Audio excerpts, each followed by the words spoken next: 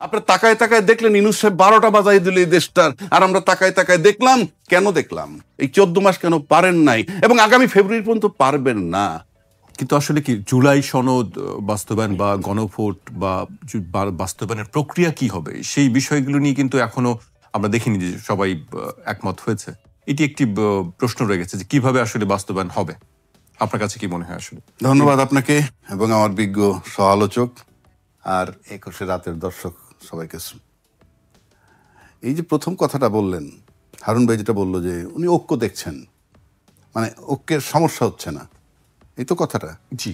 আর আপনার প্রশ্ন হলো যে ঐক্য, মানে প্রশ্নটা হলো কিরকম যে সবাই ঐক্যবদ্ধ থাকতে চাচ্ছে, কিন্তু বাধাটা কোথায়? এইটা আপনি যখন স্টেজে কথা বলবেন, এইখানে আইসা, যেমন আপনি বিয়ে বাড়িতে যাচ্ছেন আপনার ফ্যামিলি নিয়ে, you are highly disturb with your wife, but আপনি এটা এক্সপ্রেস করবেন না, ওখানে এক্সপ্রেস হবে না। আপনি দেখবেন, মানে শুনেন, এই আমার ঘরটা, আমার ঘর থেকে মহল্লাটা, মহল্লা থেকে, এই তো জিনিস আলটিমেটলি। তো আমরা যদি আমাদের পার্সোনাল লাইফ রিসার্চ করি, আপনি দেখবেন যে আপনার বাসায় একটা মেহমান বসছে, আপনি বসে কিভাবে কথা বলতেছেন, বাট আপনার ইনডোরে, মানে আপনাদের আভ্যন্তরীণ অনেক জটিলতা আছে। একদম কাচের মতো স্বচ্ছ কথাটা আমি বললাম, যে মুখে যত কথাই বলুক, বাট আমরা যখন কোনো প্রোগ্রামে যাই, কোথাও যাই, আমরা এমন লিপ সিম্পেথি বা এমন একটা অ্যাকশন করি যে এভরিথিং ইজ ওকে, বাট যারা বোঝার তারা বোঝে। আপনি রিক্সায় চড়ে যখন যায় একজন ভদ্র মহিলা এবং একজন ভদ্র পুরুষ, দুজন হাজব্যান্ড ওয়াইফ কিনা বা একে অপরের গার্লফ্রেন্ড বয়ফ্রেন্ড কিনা, আপনি বুঝতে পারবেন তাদের বসার ভঙ্গিমায়। তার মানে বলতে হয় না অনেক কিছু। আপনি যত গল্পই করেন, ঐক্য নাই। ঐক্য যদি থাকবে তাহলে এই প্রশ্নটা আসবে কেন? নাই বলেই আসছে। হারুন ভাই ঐক্য দেখেন, এক্সওয়াইজের সবাই ঐক্য দেখেন। বিষয়টা হচ্ছে বাংলাদেশের সবচেয়ে জটিল যে জায়গাটা, সেটা হচ্ছে বাংলাদেশের রাজনীতিবিদরা রাজনীতি করেন না। বাংলাদেশের রাজনীতিবিদরা ক্ষমতায় যেতে চান। এবং আমি বহু জায়গায় বলেছি, বাংলাদেশের যারা এমপি হন, মন্ত্রী পরের কথা, এমপি যারা হন তারা কিন্তু আমি দায়িত্ব নিয়ে বলছি, সংবিধান বলে দিছে যে তাদের কাজ কি। তাদের সেই কাজের ভিতরে ডেভেলপমেন্ট ওয়ার্ক নাই, সেই কাজের সাথে সুপারিনটেন্ডেন্ট ইঞ্জিনিয়ারের সাথে আলাপের বিষয় নাই, সেই কাজের সাথে কোনো লাভজনক কাজের আলাপ নাই অর্থনৈতিক বিষয়ে।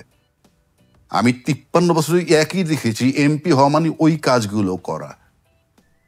তার মানে এমপির সাথে একটা আর্নিং এর সম্পর্ক আছে।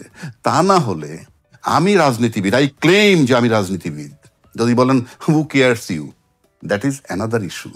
আমি একটা কথা বলে যাচ্ছি, এইটা যে অ্যাকসেপ্ট করবে, দ্যাট ইজ মাই পলিটিক্স।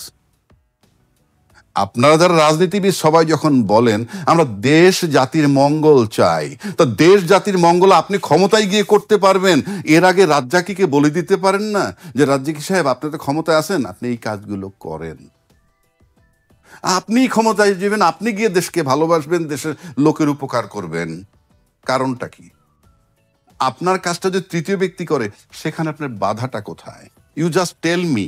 আমি জাতির কাছে প্রশ্ন, আমি চ্যালেঞ্জ ছুড়ে দিলাম যে আপনি একটা প্রস্তাব দেন না যে রাজ্জাকি সাহেব, আপনি তো ক্ষমতা আছেন, আপনি এই কাজগুলো করেন। আচ্ছা, এই কাজগুলো করতে গিয়ে কি বাধা, সেটা আবার আমি আপনাকে বলবো। করেন না। আপনি পাওয়ারে যাবেন, আপনি জাস্ট দেশটাকে লুটে পুটে খাবেন, তাহলে কোনো কারণ নাই আপনার যাওয়ার। এর মানে এই না আপনি নির্বাচন করবেন না। অর্থাৎ পাওয়ার বেসড রাজনীতি, আমাকে পাওয়ারে যেতে হবে, মানে কাজটা আমি একমাত্র করবো, আমি ছাড়া কেউ করতে পারবে না। তার মানে আপনার প্ল্যান নাই। আপনি যদি বলেন যে আপনি রাজনীতি করবেন, ফাইন, দেশটা নির্বাচন করে ক্ষমতায় যাক, নির্বাচন করে ক্ষমতায় যাবে, এটাই স্বাভাবিক। কিন্তু যে লোকটা নির্বাচন দিবে, রাজ্জাকি সাহেব, সেই রাজ্জাকি সাহেবের সামনে যত বাধা আসতেছে, তখন কেউ বাধা দেন নাই যে ভাই তোমরা যে মাঠে নামে লোকরা ডিস্টার্ব করো, এই দাবি সেই দাবি, 200-300 রকমের দাবি ফেস করছেন। আমি দায়িত্ব নিয়ে বলছি, নিশ্চিত করে বলছি, এরা সবাই কোনো দলের সম্পৃক্ত লোক। দলের সাথে সম্পৃক্ত না এমন কোন লোক, সে সরকারি চাকরি করে, সে মাঠে নামে না আন্দোলনের নামে। দলের সাথে তার সম্পৃক্ত থাকতেই হবে। তাহলে দল তাকে ডিস্টার্ব করতেছে, রাজনৈতিক দলগুলো ডিস্টার্ব করে, in the name of answer, in the name of school teacher, in the name of what ever it is. তাহলে ক্ষমতায় আপনাদের, বাংলাদেশের যে কোনো দেশে দুইটা ব্যাপার থাকে, একটা আভ্যন্তরীণ, একটা আন্তর্জাতিক। আন্তর্জাতিক বিষয়গুলো কি সেটা আমাকে প্রশ্ন করলে আমি ক্ষমতায় না গিয়ে বুঝবো না, তবে আমরা বাইরেতে বুঝি। ভারতের সাথে পানি নিয়ে ঝামেলা আছে, তো আমেরিকার সাথে ওই পোর্ট নিয়ে ঝামেলা আছে, তো চায়না ডেভেলপ, এইসব আমরা শুনি। বেসিক ফার্স্ট হলো আপনার ইন্টারনাল, আপনার দেশের জনগণ এবং রাষ্ট্র, এই দুইটাকে এনশিওর করবে, এই দুইটার নিরাপত্তা, সার্বভৌমত্ব, জনগণ নিরাপত্তা সব এনশিওর করতে হবে। সব কিছু এনশিওর হয়েছে বিগত 53 বছরের মধ্যে, সব রাজনীতিবিদরাই তো চালিয়েছেন। আপনি যখন রাষ্ট্রকে এখন পর্যন্ত সার্বভৌম করতে পারেনি, রাষ্ট্র যখন নিরাপত্তা এনশিওর করতে পারেনি, আমি দেখলাম একটা প্রতিবেদন, আমার চোখের পানি এসে গেছে, যে গত 16 বছরে এমন ঘটনা ঘটছে যে তার বাবার খোঁজে নদীর পাড়ে গিয়ে মাঝিকে জিজ্ঞেস করছে যে একটা ডেড বডি দেখেছো, কোনো একটা ডেড বডি কি তোমরা দেখেছো? কি অদ্ভুত! সেই দেশে আমি নির্বাচন করে চিৎকার করতেছি, ভাই নির্বাচনটা অপরাধ না, নির্বাচন চাওয়াটা অপরাধ, আল্লাহর কসম নির্বাচন চাওয়াটা অপরাধ নয়। কিভাবে আপনারা ঠিক করবেন? আমরা কি সেই জায়গাটা আদৌ গেছি? সে কারণে আমি বলছি যে এখন পর্যন্ত গত 14 মাসে কোন রাজনৈতিক দল দায়িত্ব নিয়ে কে বলতে পারবে যে এই সরকারকে এই কাজগুলো করতে বলেছিলাম, উনি করেননি বা করতে পারেননি? আমরা জানতে চাই সেটা। সোশ্যাল মিডিয়া আসতো, টেলিভিশনে বলতো, ইউনূস সাহেবকে বলেছিলাম আপনি এটা এটা এটা এটা এটা করেন। আপনি ক্ষমতায় গিয়ে সব পারবেন, এখন কেন পারবেন না? এই 14 মাস কেন পারবেন না? এই 14 মাস কেন পারেন নাই, এবং আগামী ফেব্রুয়ারি পর্যন্ত পারবেন না? আমি নিশ্চিত করে দিলাম কেন পারবেন না। তারা ক্ষমতায় গেলে করবেন, সেটি তারা বারবার বলছেন। আমরা ক্ষমতায় গেলে করবেন, এই 14 মাস সাফার করবো আমরা? আপনার তাকায় তাকায় দেখলেন ইউনূস সাহেব 12টা বাজাই দিল এই দেশটার, আর আমরা তাকায় তাকায় দেখলাম। কেন দেখলাম?